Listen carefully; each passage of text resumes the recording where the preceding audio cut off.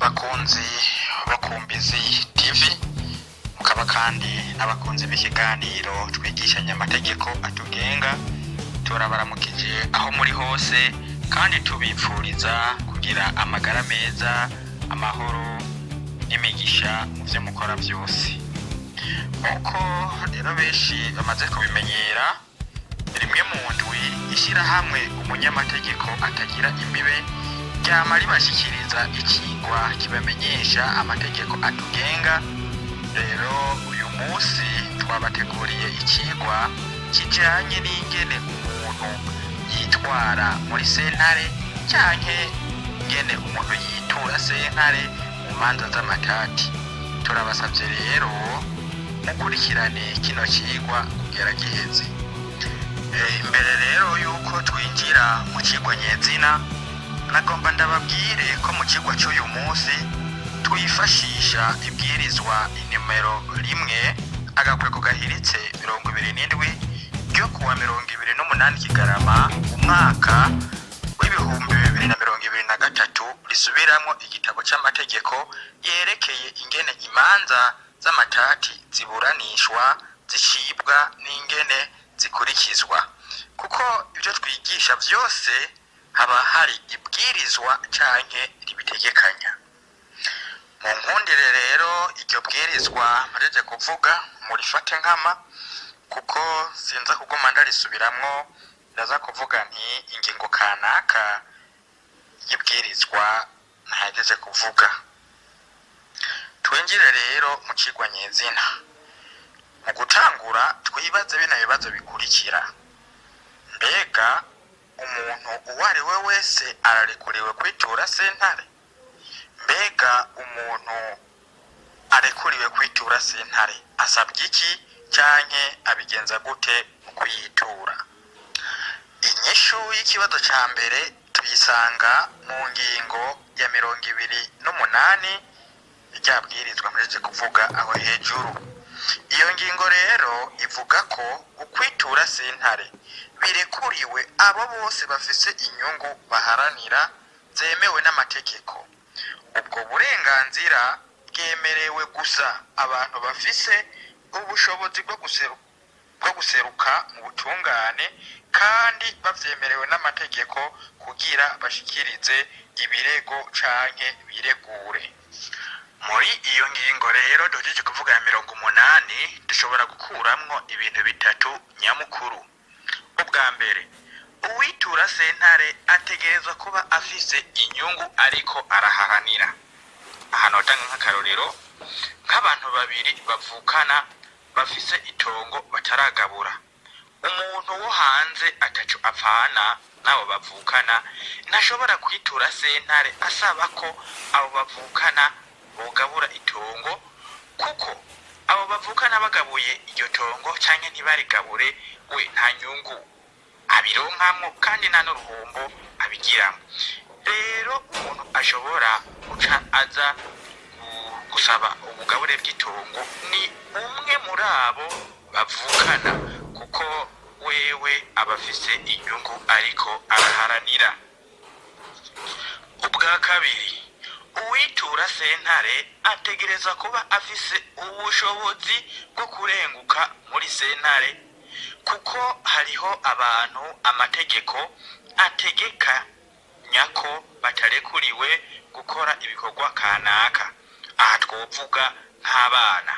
Tuvuze abana mwumve umuntu wese atarakwiza imyaka 18. Abandi batarekuriwe n'amategeko n'abakehabwenge. Rero abana hamwe n'abakehabwenge ntibashobora kwitura sentare kuko nta bushobozi bafise bwo guharanira inyungu zabo muri sentare. Ibikorwa abana n'abakehabwenge bokoze bica bikorwa n'abavyeyi babo canke ababareze. Ubwa gatatu, uwushikiriza ibirego canke ivyireguro muri sentare ategerezwa kuba abirekuriwe n'amategeko. Aha ngerageje gutanga akarorero, hari nk'igihe usanga abantu benshi bafise inyungu baharanira, ariko ugaca usanga umuntu umwe niwe arengutse muri sentare akavuga ko ariko aharanira inyungu za bose, mu yandi majambo akavuga ko yabaserukiye. Kugira rero abaserukire vyemewe n'amategeko, nuko baba bamuhaye uburenganzira bwo kubaserukira, ivyo kenshi twita procuration. Uwuserukira abandi rero ategerezwa kuba yarahawe procuration. Usanzwe tubizi rero ko procuration itangirwa kwa musitanteri. Ati rero umuntu yitwara gute muri sentare? Hari uburyo bubiri bwo kwitwara muri sentare mu manza z'amatati. Hari ukwitwara utanguje urubanza, hakaba kandi no kwitwara mu rubanza rwamaze gutangura. Duhere rero ku kwitwara utanguje urubanza. Ukwitwara utanguje urubanza bivugwa mu gihe ushyikirije ibirego sentare atarundi rubanza rwari bwahabe. Ati rero bikorwa gute? Ingene bikorwa rero tubisanga mu ngingo ya 30 ya ryabwirizwa twavuga. Nkongere rero iyo ngingo ndayivuge nubwo ari ndende, ariko niyo ngingo itumenyesha ingene umuntu yitura sentare atanguje urubanza. Iyo ngingo ivuga ko ukwitwara bigaragazwa n'umutahe wo kurengutsa urungikirwa uwitwariwe mu gutanga urwandiko rumenyesha ibisabwa n'ababuranyi bompi mu iyandikiro ry'imanza rya sentare, canke bikagirwa biciye mu rwandiko ukwitwara canke bigashyikirizwa ku munwa mu iyandikiro ry'imanza rya sentare. Iyo ngingo nyene ikomeza ivuga ko umwanditsi w'imanza aca asaba uwitwaye gutanga amafaranga yo gushingisha urubanza akenewe kugira hazoriwe amagarama, agaca amuha urwandiko rwemeza ko ayo mafaranga yatanzwe ruriko inomero y'urutonde urubanza ruzohamagarirwako. Ibintu rero twobatomorera cane biri muri iyo ngingo ni ibi bikurikira. Ubwa mbere, umuntu mu gutanguza urubanza atumbera mu yandikiro ry'imanza rya sentare agashikirizayo ibirego. Ibyo birego ashobora kubitanga vyanditse canke akabishikiriza ku munwa.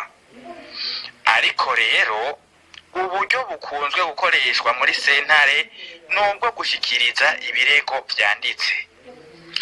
Iyo rero ushikirije ibirego umwanditsi w'imanza aca agusaba amahera yo gushingisha urubanza. Hari igihe usanga ayo mahera aguha inomero za konte ukaja kuyariha muri banki. Iyo uyarishe muri banki uca uzana igitansi baguhaye muri banki ukagihereza umwanditsi w'imanza, nawe agaca aguha ikindi gitasi cerekana ko warishe kiriko n'inomero y'urubanza. Iyo nimero rero y'urubanza utegerezwa kuyifata ku mutwe canke ukayandika ahantu, kuko ico uzokenera kubaza cose kijanye n'urubanza utazi canke udafise aho iyo nomero yanditse ushobora kubimenya canke kubironswa. Iyo rero urubanza rwahawe inomero, umwanditsi w'imanza aca arungikira uwitwariwe umutahe umumenyesha urubanza, ukongera ukamurengutsa mu rubanza kugira nawe aze arabe ibyo uwitwaye yamureze hama nawe yiregure. Urubanza rero rwitwa ko rwashinzwe muri sentare mu gihe ikopi y'umutahe wo kumenyesha urubanza no kurengutsa uwitwariwe igarukanywe mu iyandikiro ry'imanza rya sentare mu kiringo c'imisi 30. Ico kiringo giheze uwo mutahe uca uta igihe. Ivyo bikaba bitegekanijwe n'ingingo ya 48 ryabwirizwa twavuga. Ikindi twovuga kiri muri ya ngingo ya 30 twavuga nuko hari ubundi buryo bwo kwitura sentare bukorwa n'ababuranyi bompi babicishije mu rwandiko banditse bari hamwe. Ingingo rero ya 31 y'abwirizwa ica itomora neza ingene ubwo rwandiko rwandikwa. Iyo ngingo rero ivuga ko ababuranyi bose baja hamwe. Tuvuze ababuranyi bose twumve uwo kwitwaye n'uwo kwitwarirwa. Ni kuvuga baraja hamwe bakandika urwandiko, umwe wese agashikiriza ibirego vyiwe, ibyo batashoboye guhurizako hamwe n'imburano zibishigikira. Muri urwo rwandiko umwe wese ategerezwa gutanga umwidondoro ukwiye, ni kuvuga amazina yiwe, se na nyina, ahavuka, icyo akora, yubatse canke ari umusore canke ari inkumi, byose bakabitomora. Bagaca bongera bakavuga kandi n'izina rya sentare bituye. Reka rero ubu naho tubamenyeshe ingene witura sentare mu rubanza rwamaze gutangura. Mu yandi majambo byitwa ukwiyadukiza mu rubanza. Ingingo ya 39 y'abwirizwa ivuga ko umuntu yiyadukiza mu rubanza mu gihe hashikirijwe ibirego urubanza rwamaze gutangura. Iyo ngingo nyene ica itegekanya uburyo butatu bwo kwiyadukiza mu rubanza. Ubwa mbere, kwiyadukiza mu rubanza bishobora kugirwa n'uwari yitwariwe mu kwitwarira nawe uwari yamwitwariye.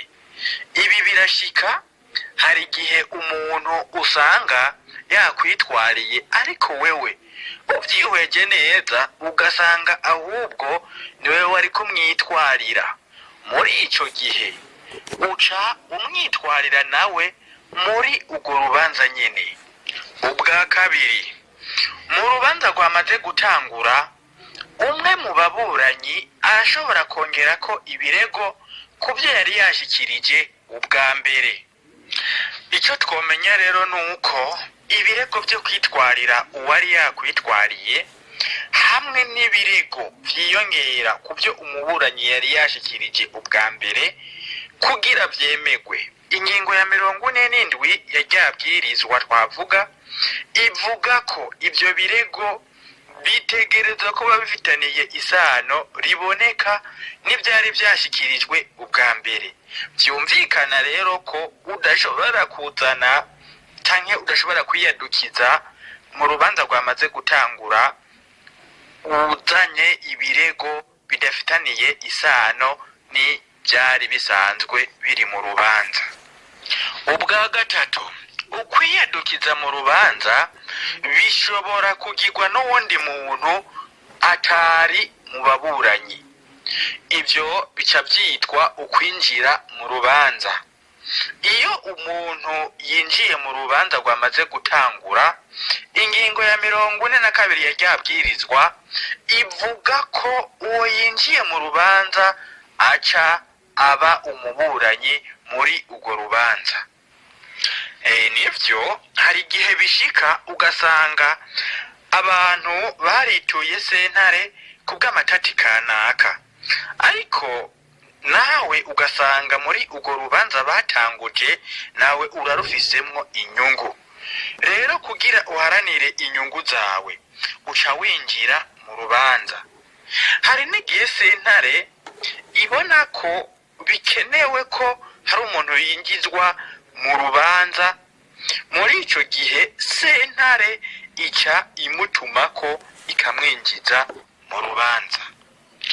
Iyo ariwe wavyibwirije rero kwinjira mu rubanza mu gihe sentare atariyo yagutumyeko, ingingo ya 43 y'abwirizwa itegekanya ko muri ico gihe winjira mu rubanza ubanje kuriha amahera yo gushingisha urubanza. Ni kuvuga utuja mu yandikiro ry'imanza ufise ibirego vyawe ugaca utanga n'amafaranga yo gushingisha urubanza hama ibirego byawe bigaheza bigashyirwa mu rubanza. Mu ncamake rero, hamba ugomba kwitura sentare, banza usuzume ko ufise inyungu uriko uraharanira, urabe ko ufise ubushobozi bwo kurenguka muri sentare, kandi urabe ko ubirekuriwe n'amategeko. Nyamba hari abo ugomba guserukira, nibaguhe prokirasiyo. Ibyo rero niwasanga ubikwije, ikindi uca usuzuma canke utegerezwa guca umenya ni sentare uca witura iyo ariyo. Rero kugira umenye sentare witura iyo ariyo, niwifashishe ibiganiro twabahaye vyerekana ububasha bwa sentare. Umaze kumenya ububasha sentare ifise, niho uca umenya iyo witura iyo ariyo. Hama uce wandika ibirego, wibangikanye amafaranga yo gushingisha hamwe n'icegeranyo c'abahuza bo ku mitumba, kuko nk'uko twabibabwiye, wituye sentare ubwa mbere udafise icegeranyo c'abahuza bo ku mitumba, uzoca usubizwa inyuma. Ibangikanye ibyo byose kugira ntuzogume ujuragirika. Aha rero niho ikiganiro c'uyu munsi kigarukiye. Mwakoze kudutega yompi, mukomeze kuzirikana bino vyigwa, kandi tubasabe mu bisangize n'abandi kugira abarundi twese tumenye amategeko atugenga. Naho uwundi munsi mu cigwa kizokurikira, Imana ibahezagire.